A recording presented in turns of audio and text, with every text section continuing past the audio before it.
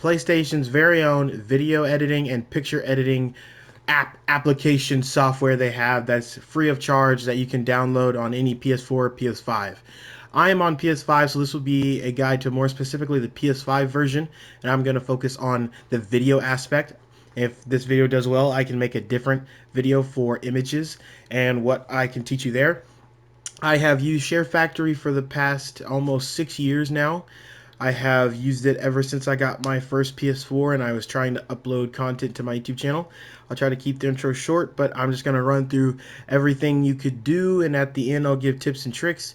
The hotbar should show you what each segment is about, so if you want to know exactly something very specific, skip ahead to that. There's a lot of pros and cons to this application. A lot of people don't think you can create high quality content or even mediocre content that's worthy of YouTube on this app because it's a PlayStation free version. I don't know why that gives people the impression that it's bad. I kind of understand, but I'm here to tell you there's a lot more you can do with it, and I've learned a lot, and I feel like I have a little bit of experience enough to tell other people how to use it. I almost forgot, this section is the toolbox. This is where you transfer to your PS5, import music, import videos, import images, and sound effects. Now, sound effects I never use. I never got into that. They added that with this PS5 version, and I just use my sound effects with music. Every sound effect I download personally, I put into the music file. That way, because I just find it easier, and that's what I was used to already. Importing videos is how I get my IRL content over here, because I edit all of my videos, everything I have. This video itself is going to be edited on Share Factory, and the way I do that is you can record it on an external camera, and then you get the SD card out of that camera. You put the SD card in a computer, you move that file over to the flash drive that you're going to plug into your PS5. You make sure that the video format is MP4, and if you struggle getting videos to MP4, there's different videos you can look up that help you and show you how to convert an MP4 file. I have a super cool trick. Sidebar, for me, I found it really annoying trying to find some application that you didn't need to pay for to convert a video to MP4. All I have to do with my computer is the original video I get from the SD card. I just trim it using my laptop's built-in editing software, and I just trim it. I cut off like a second, and that file, it saves as a new copy. That new copy is an MP4 file, and then I put it on the flash drive and I put it over to the PS5. When you click it here, these will be all the videos you've imported recently, and those are the ones I have currently on here that I didn't delete. Like this is something that I filmed IRL. To import from USB, you just click this button right here. It'll load up, and then you can use it. Actually, I could show you guys.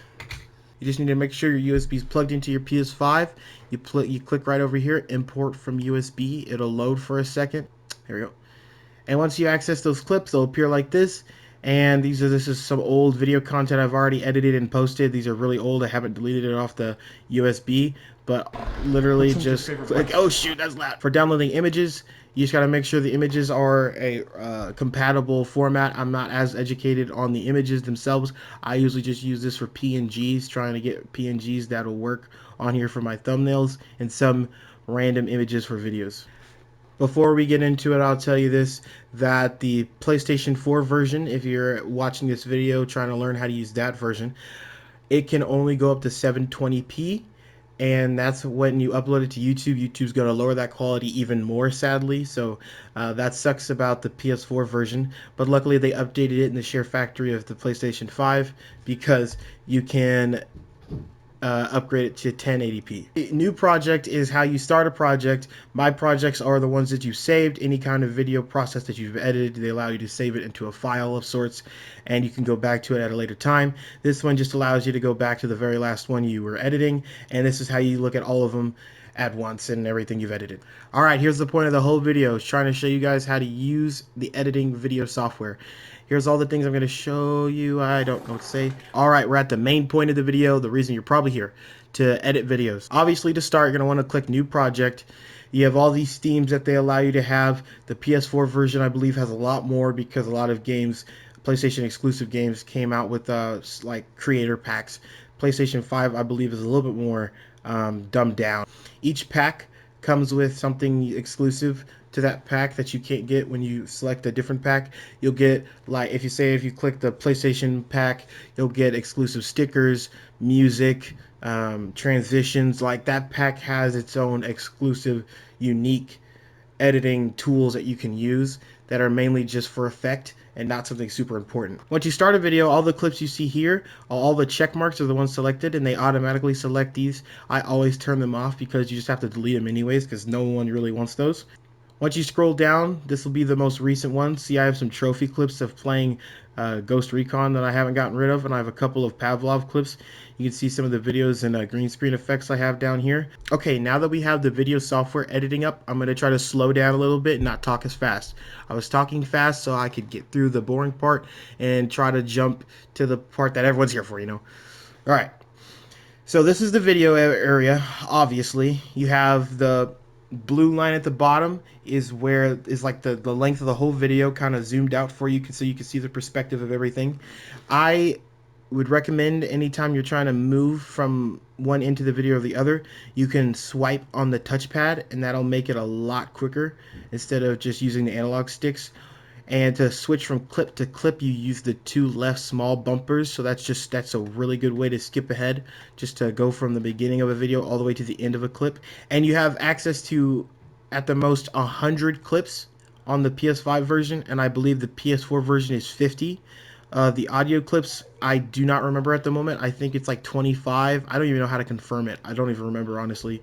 But I'm pretty sure the music clips now are 50, and before they were on the PS4 version, they're like 25. Basically, the PS5 version, you basically have double the amount of clips you have access to. It doesn't limit you nearly as much, which I deeply appreciate because that was a problem I had when I was editing on the PS4 version, and you're just gonna have to get used to. And I recommend, if you editing on the PS4 version and you come to the problem of, oh no, I've used so many clips, it's now saying I can't cut anything anymore. I have used up all my clip space.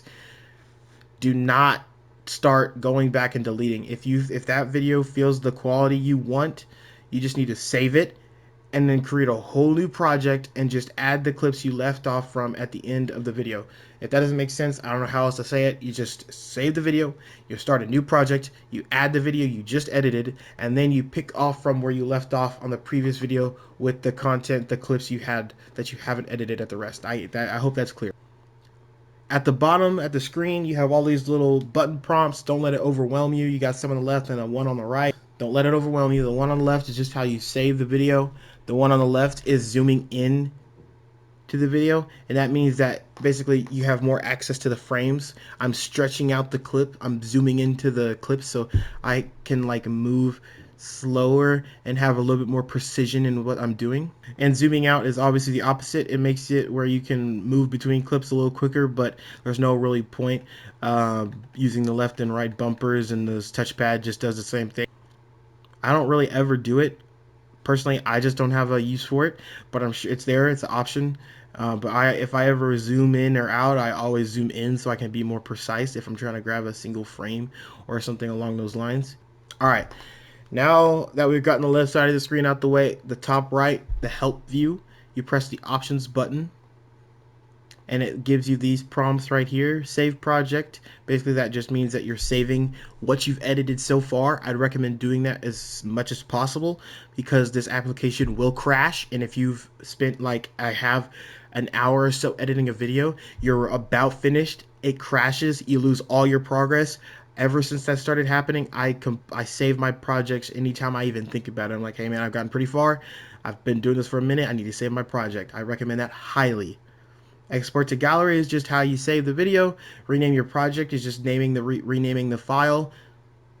Generate thumbnail is whatever frame you're currently on, the screen behind it, the image you see of the actual gameplay, whatever frame you have there, you click generate thumbnail and that'll be the cover image, the cover thumbnail for the file, for the video. Next we have export settings. This basically just controls the quality you're trying to save the video to. I usually keep it at efficient. I don't go for the highest quality just because sometimes it just doesn't work and it makes it, I don't know, I feel like there's a lot more of a risk when you do that. It's an option. You can have a higher quality, at least it says you can, but I'm not too sure about that. Edit project note, you can just do a couple side, you have a little sidebar. I never use it, so it doesn't really matter that much to me. Help is basically just their website link. Now that was the option button menu. Now we're gonna click X. And this is how this is like adding stuff, adding anything, changing something, adding an image, sticker, clip, music, all of it, an overlay, everything. So think about it like this. If you want to add something, you're trying to add something. That's all you're doing. You press X and it gives you the options of all the ways to add something. If you're trying to change something, you press square, and these are everything you do to change, move, edit, like copy. That's everything. I'll go through all of it. All right, so opening and pressing X for the add stuff. Adding a clip, obviously it's self-explanatory. You click this, you get access to the clip screen, and you can click any clip you want to add to the where exactly you're at right now. If you're clicking add a clip, it's going to add it to whatever, right after whatever clip you're on. And if you want to add it to before that clip, you just press L1, the little left bumper, and it'll bring you to the front. You add a clip, and now it's at the front. And if you add a clip while you're on a big one, like I said, it adds it to the end. Add screenshot, the exact same way of how it'll appear on the video, where you're placing your cursor. You just press any clip or any video, any image. Some of the ones that come with Share Factory you can even edit. They're kind of moving pictures. This is the image I use for my podcast right here.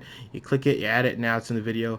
It'll appear right here and now. One thing I feel is a little confusing that I'll explain now is the fact that when you import images over, they do not appear in the screenshot folder. They appear in the stickers, and I'll get to stickers in a moment. Add track is basically how you do an overlay. If you'd want to do an overlay, it's the closest thing I can relate it to. A video, a webcam video, audio, or just a video itself, a clip. Add track to, it'll bring you to this. You can see me. See my beautiful inverted ugly face because I have a webcam. If you have a webcam, it'll show you this exactly. You'll be able to see me. I'll be able to look right at you, and it'll be nice. You can add an overlay of the video right here itself, or you can add an overlay of audio in live time, or you can add a clip or record the video in live time, like I said, of the webcam. When you add a clip, any clip you want, when you put it on the screen, it'll appear to the right. It'll show you it'll give you, let you see in high definition, bigger screen on the right, and on the left, it'll show you how it'll appear on the edited version, on the video you're overlaying. And if you press X, it's the same thing. You get another chance to add stuff. But like I said before, square is where you change things. This is where you edit. This is how you edit the clip like a normal clip because it's an overlay. This is how you trim.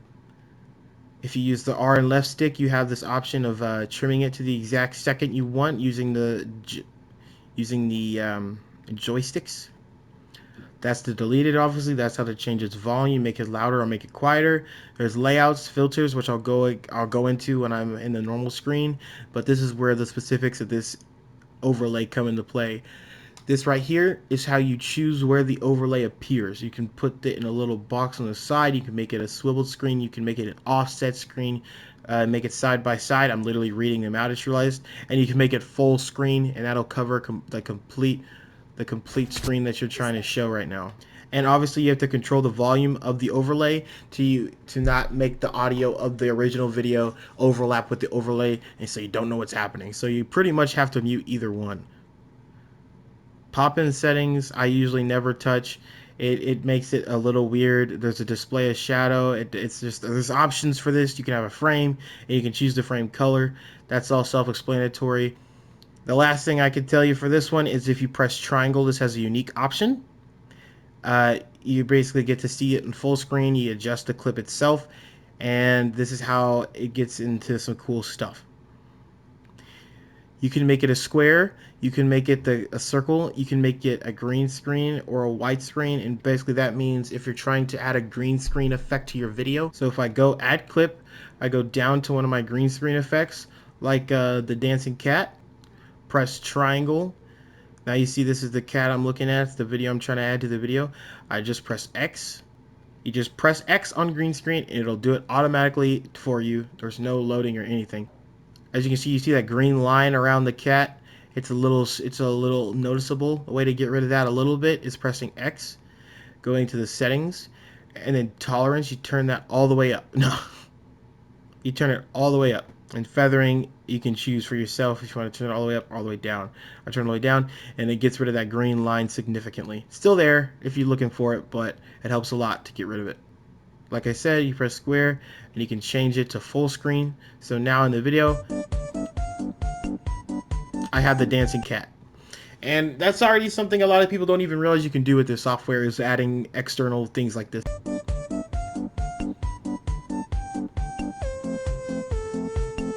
The last thing I'll show you with the overlays is how to completely get rid of the overlay where it's not even visible to the original video. This is how I edit my podcast content. If you know, I have a couple episodes of a podcast I like to make every once in a while, and the way I do it is I use the image I showed you guys earlier, and basically I stretch that image out to about an hour long. I add the audio of recording the podcast as an overlay, and then I completely make the overlay disappear, so that way only the audio is playing over the image. But you press triangle. It's a little bit of a roundabout way, I believe, but you press triangle, you press X, you press the cut out, and then it kind of makes it like a circle, like I said, which is fine. But to completely get rid of it, you press square. You go to settings like this, and then you turn the radius all the way to 0 and the feathering all the way to 0. And it's literally now the size of a pixel, if you can even see it. So now it's literally not noticeable on the original video. So in the beginning of this video, I now have that overlay, but you cannot even see it. Now adding music is the next thing that you have access to, and if you just click music, it's just like clips, but it shows over the clip you have right here. I did a little goofy running sound effect. You have the ability to move it, cut it, trim it, add it, change its volume, clone it, make it fade in, which you have access to up to 5 seconds to. So if you fade it in, it makes it sound like someone's running past you. So you can use the fade in and fade out for music, obviously, but it's also useful in sound effects because you can make it sound like someone's running past you and then going away in the distance, you know what I mean? Like running up to you and then running away.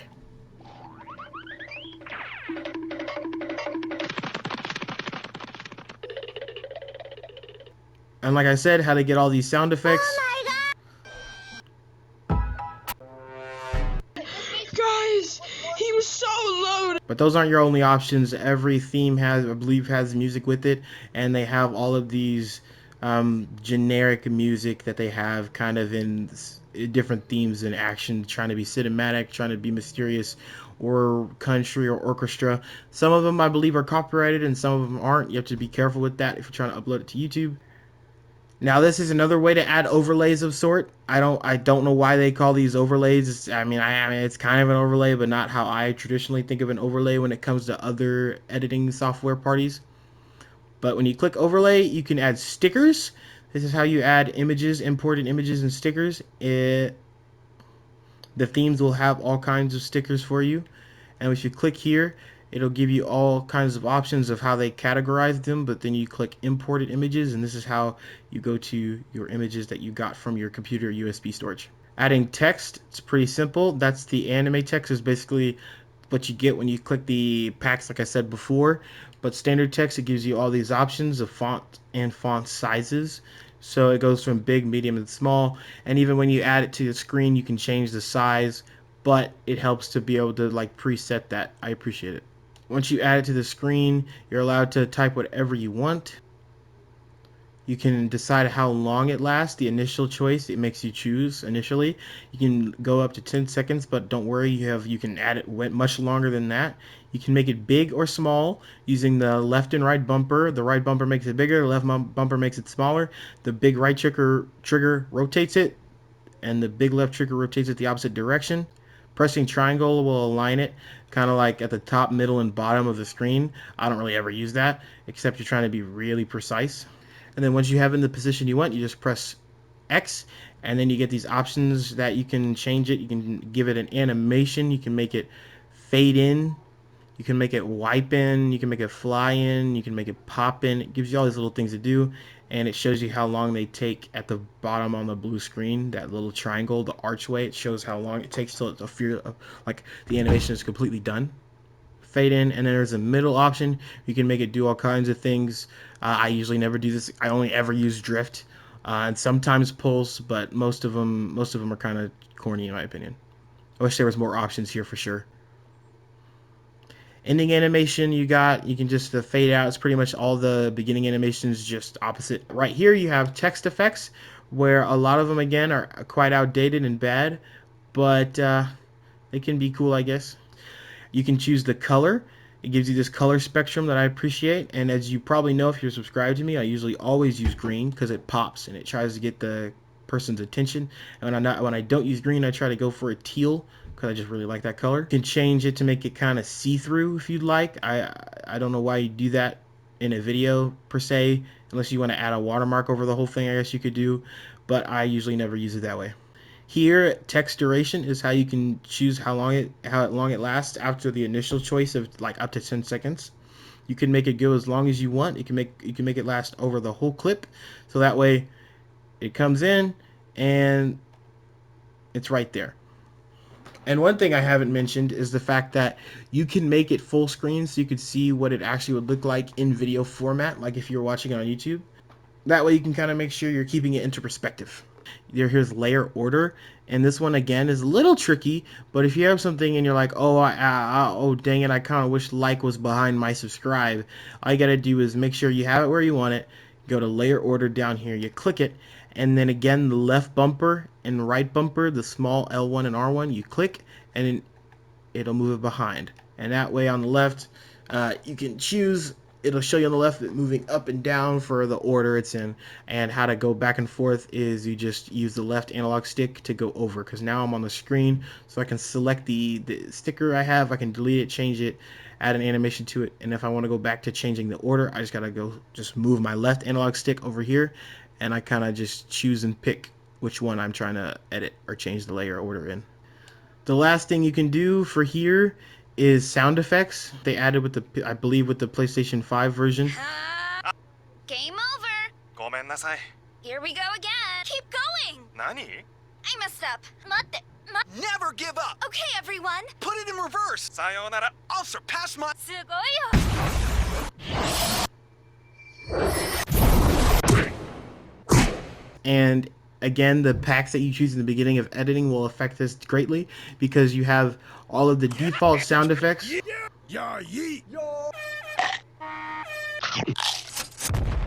Which can be useful, and I've used from time to time. But when I'm trying to be specific and I want a sound effect, I usually just get the exact one I want. I should use these more often, but I usually forget they even exist. And the last thing you can do on the overlay is add camera effects. So these are pretty basic. I'm pretty sure this is in the PlayStation 4 version, where it shakes it, kind of makes it bounce, makes it pulse. It'll zoom in. This one, I don't even remember what it does. This one makes it like wavy. Basically zooms it a little and drifts it around the frame to make it feel like someone's holding the camera. Makes it feel like someone recording a school fight. This one kind of makes it jolt like a heartbeat. I mean, they're pretty self-explanatory. I don't feel like I need to go into too deep of them, but basically, I feel like if you really want to know what they do, just come and check them out.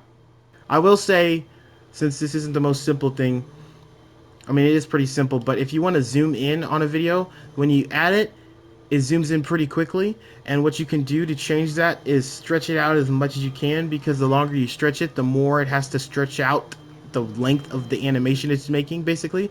And so the more you stretch it out, the slower it zooms in. So you can do that for like building up tension, or maybe for comedic effect, because if you notice, I use it from time to time. I use this exact technique, and it sometimes, for me personally, makes something more funny if you're zooming in on some goofy aspect of the video. But if you want it to zoom in really quickly, you just make it a lot shorter and it zooms in. And the only thing bad about it is when you zoom in, it'll zoom back out at the end of the animation. See how it zoomed back out? Well, if you want to time it to where right when it zooms in, it stops.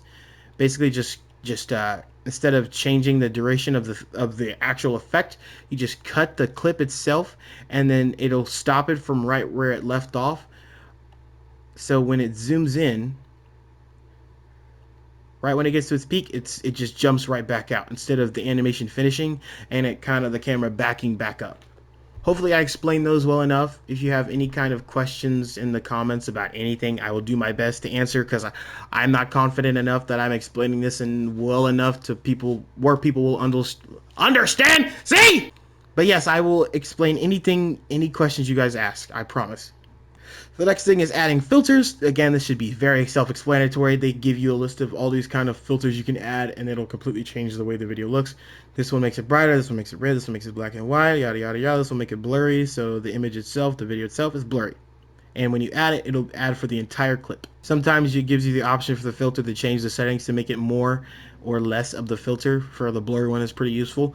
So if you want the background to be blurred and you have like image or text on the screen, you just blur the background and you have something to show. Now, if you have a sticker for every reason that you want to also be affected by the filter, like the blurry one, for example, what you do to change that is you just go to edit, so you press square, and I'll get to this eventually later, but you click edit filter and you go to render late, and that way it's now affected by the filter, it's now behind the filter, so that way it's blurry as well. Overlays are a little unique. It's quite a nice option. Overlays basically kind of changes the way the video looks. You can make it look like a book you're reading. It'll do something for more creative videos or something more themed specific. And the last thing are transitions. These appear between the clips. Right here, it gives you the option to add them when you click it, just like clips and images, same thing, self-explanatory. I'll use the explosion because that's fun. So that's everything that you can add, all the options you can to add on to the video, add on to your project. Now we're moving on to what you can change, what you can shift around, what you can edit, what you can cut up. You press square, and these are all of the things you can do. These are all the options, the audio, these are all the options, all the prompts, and I'll go through each one. Playback is pretty new. I think it's not on the PS4 version as well. I'm not sure if they even update the PS4 version anymore. I don't have one. I haven't had one for over a year, so I'm kind of behind on that. This one's going to be more specific to the PS5, like I've said before. But playback, you can make it reverse or rebound, and it'll literally just tell you everything at the bottom. There's no need for me to explain it. You just gotta read, you losers. Don't be lazy. Time render basically is how you make it speed up or slow down for slow motion jokes or effects, or being able to break down a clip or a video. If you get headshot in the game and you swear you didn't get headshot, you just add it to this. You go into reverse, you slow it down, and you'll see if you really got headshot or not, or if you're just bad at the game, because it's probably just a skill issue. Edit overlays, it's pretty self-explanatory. Everything that you add, from the stickers, all of the images, the camera effects, the text, this is how you edit, this is how you change them after you've added them to the video. So after you add a sticker and you're watching the video edit and you like change some things around, or maybe you go, oh, never mind, I don't want that sticker anymore. So you just go back to where the sticker is, and there is a way to get rid of it that isn't pressing square. You just add another sticker, and in the process of adding that sticker, and you get the option to edit and where you want to put the sticker initially. If you just make sure you're on this screen, and then you just use the left analog stick and going over like you would move it up and down, it allows you to delete it right then and there.